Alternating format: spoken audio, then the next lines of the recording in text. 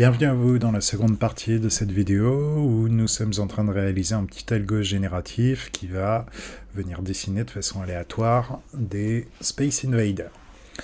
Donc dans la première vidéo, on a fait tout le côté génératif en termes de données, puisque je le rappelle, si je regarde dans ma console, donc on a fait un algo qui crée une matrice de x pixels de large par x pixels de haut et qui fait en sorte que cette matrice soit toujours symétrique.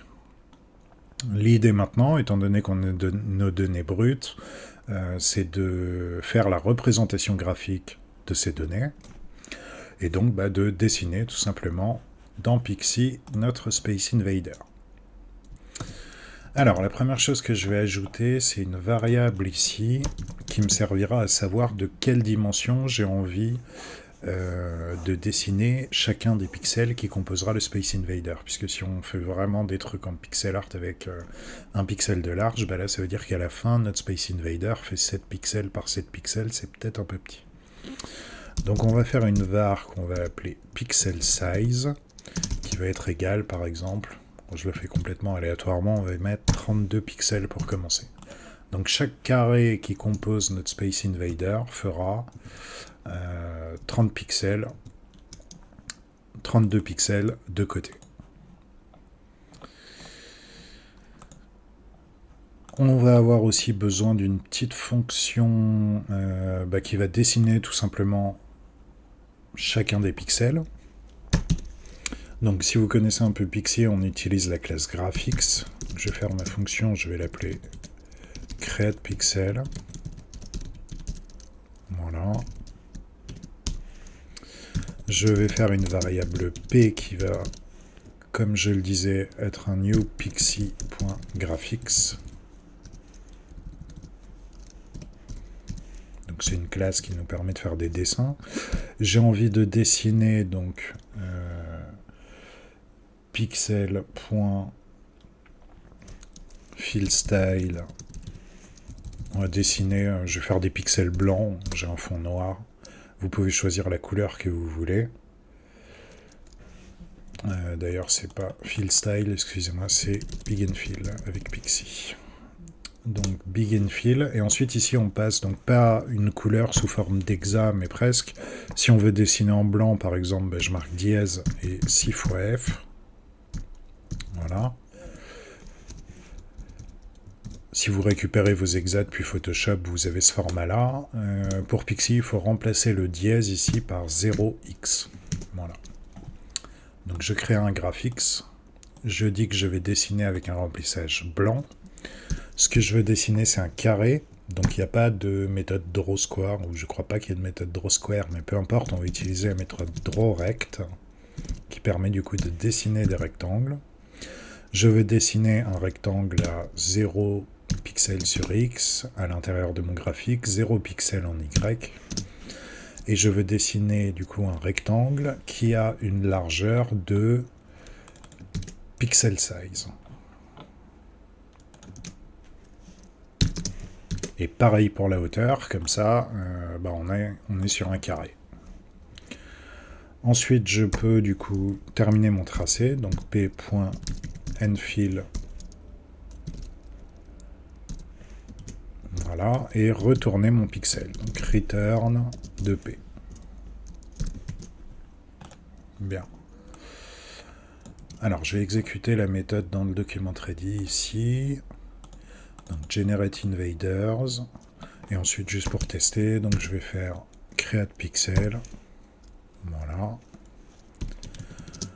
Donc, cette méthode me renvoie mon objet graphics. Donc, je vais faire var_p qui est égal à ça.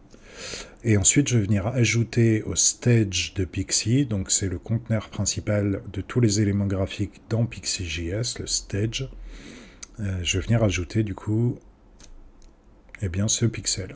Pour ce faire, je tape myPixie.stage.addChild pour ajouter un élément. C'est l'équivalent, addChild, c'est l'équivalent, si vous voulez, de happen dans jQuery. Et ce que je veux ajouter, c'est le graphics que je viens de créer et qui se trouve ici dans P. Voilà, et là si je rafraîchis, vous voyez que j'ai bien mon pixel qui apparaît. Donc c'est cool, on a notre méthode utilitaire qui nous permet de dessiner un pixel.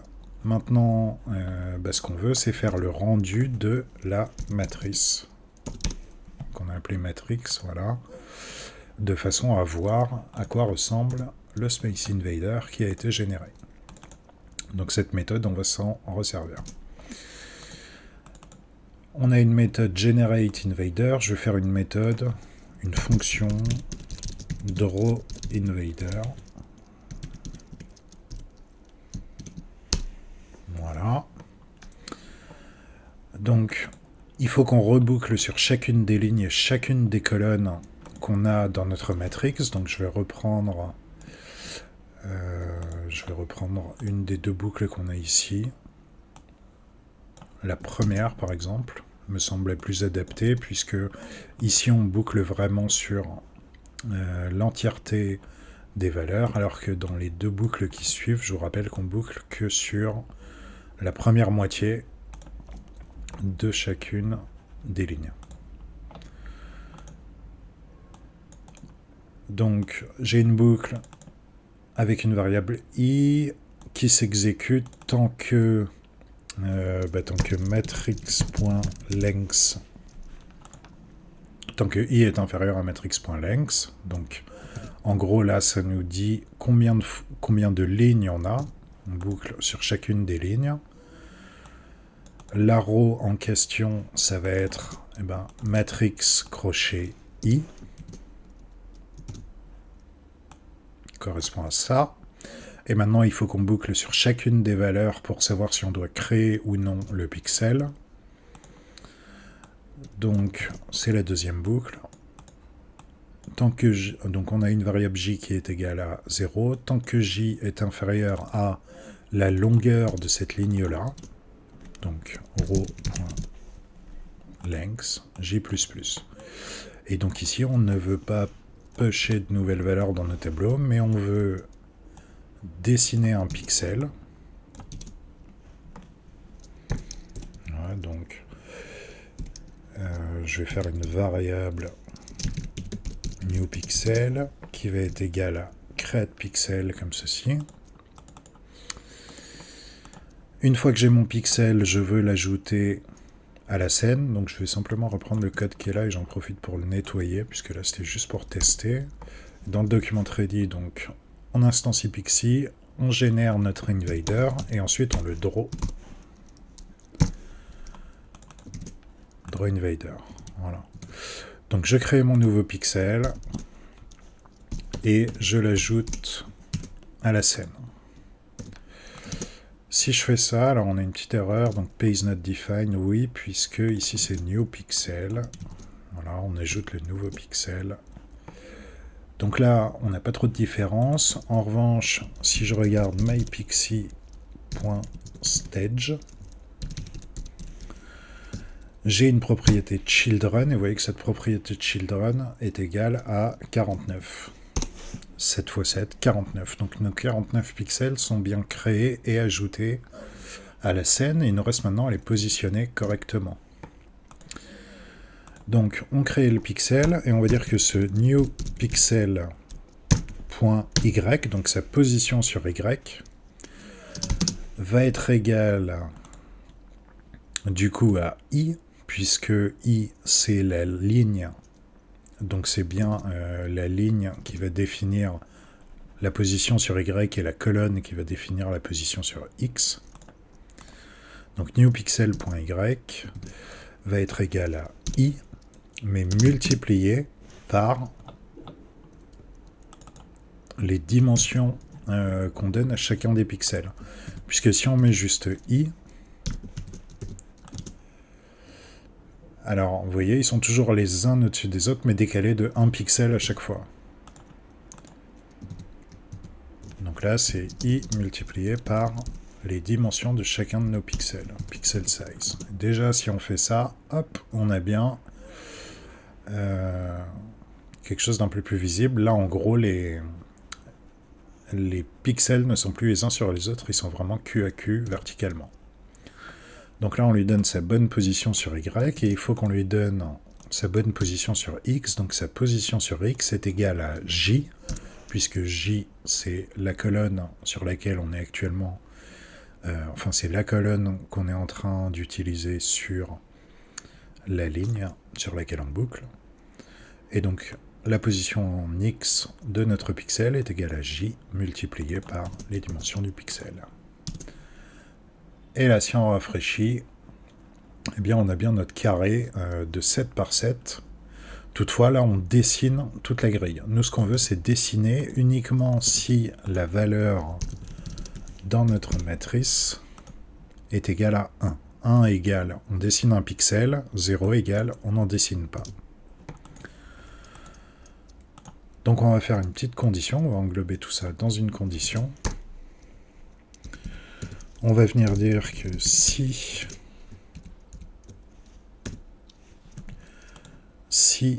matrix crochet I crochet J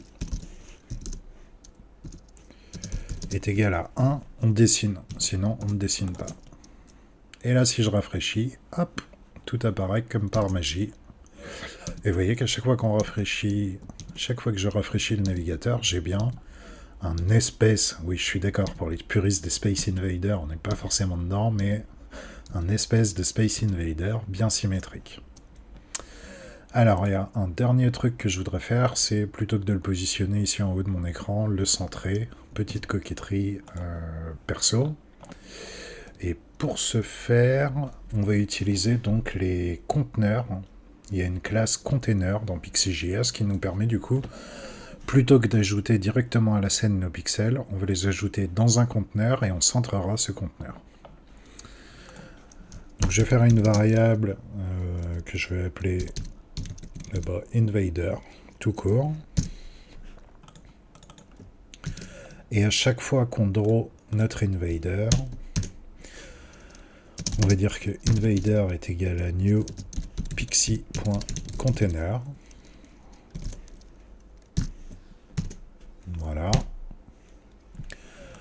Plutôt que d'ajouter à la scène le pixel, on va venir l'ajouter directement au conteneur invader. Donc on ajoute notre pixel dans invader. Si on laisse ça tel quel, il n'y a plus rien qui s'affiche à l'écran, puisque on doit tout de même prendre la peine d'ajouter à la scène bien, notre conteneur, puisque tous les pixels sont dans un conteneur. Si on n'ajoute pas le conteneur à la scène, il n'est pas visible. Donc là, mypixie.stage.addChild de notre conteneur invader. Voilà. Il apparaît. Et maintenant, on va changer la position pour centrer notre Space Invader ici à l'intérieur du navigateur. Donc je peux taper, si je fais invader.width, ça me donne, vous voyez, la largeur globale. Donc si je fais 7 fois 32, normalement on arrive à la même valeur. Voilà, 7 fois 32, puisqu'on a 7 pixels de 32 pixels chacun, enfin 7 carrés, il faut que j'arrête de dire pixels puisque ça porte à confusion, mais on a 7 carrés de 32 pixels de large.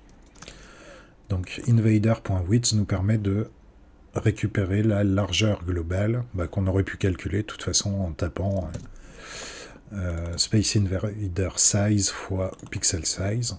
Voilà, mais le conteneur, la classe container de Pixie nous permet de récupérer la largeur de celui-ci comme ceci.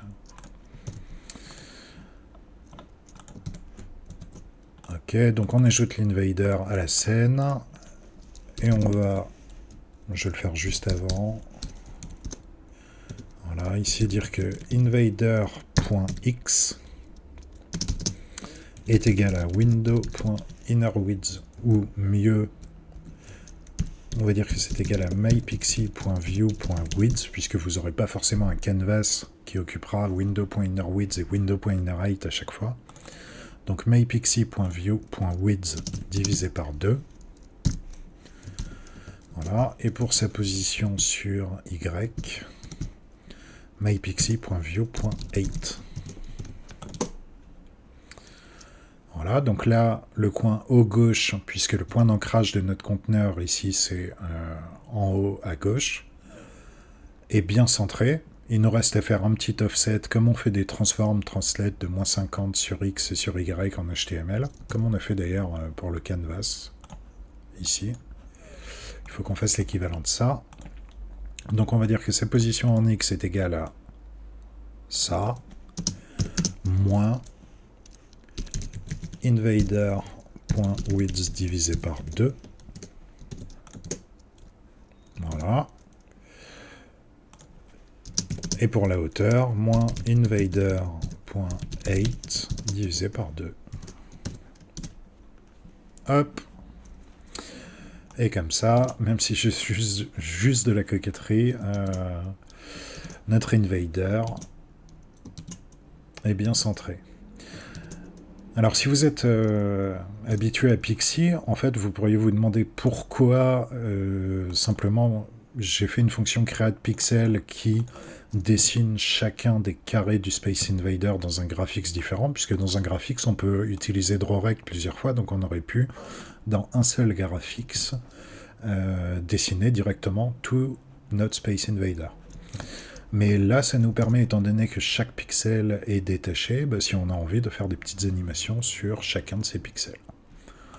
Bref, c'était de toute façon juste un tuto d'intro au code génératif. On peut également rajouter, là, si on a envie, je vois 1000 façons d'améliorer ça, mais on peut s'amuser à jouer et dire que l'alpha du graphics, donc p.alpha, est égal à mat.random.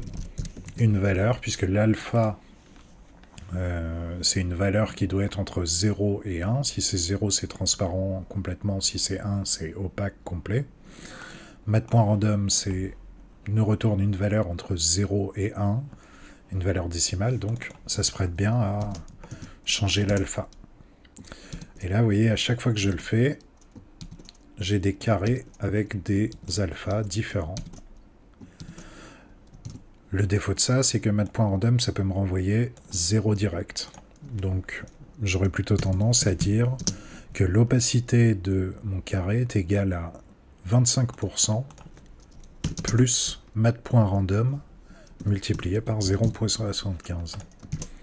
Et comme ça, en fait, j'ai que 1/3 de mon opacité qui est définie de façon aléatoire. Et j'ai forcément au minimum 25% d'opacité. Voilà. Alors après, ça casse un peu la symétrie, mais pourquoi pas. Ou vous pouvez vous amuser à faire des boucles qui n'appliquent l'opacité qu'aux 4 premières colonnes et qui dupliquent comme on a fait au final pour rendre notre matrice symétrique. Écoutez, je pense qu'on a fait le tour et que c'est une bonne intro. Amusez-vous avec ça, puisque là on a fait des Space Invaders, mais ça vous permet déjà de générer pas mal de choses. Et je vous donne rendez-vous dans une autre vidéo consacrée au Creative Coding. Très bientôt.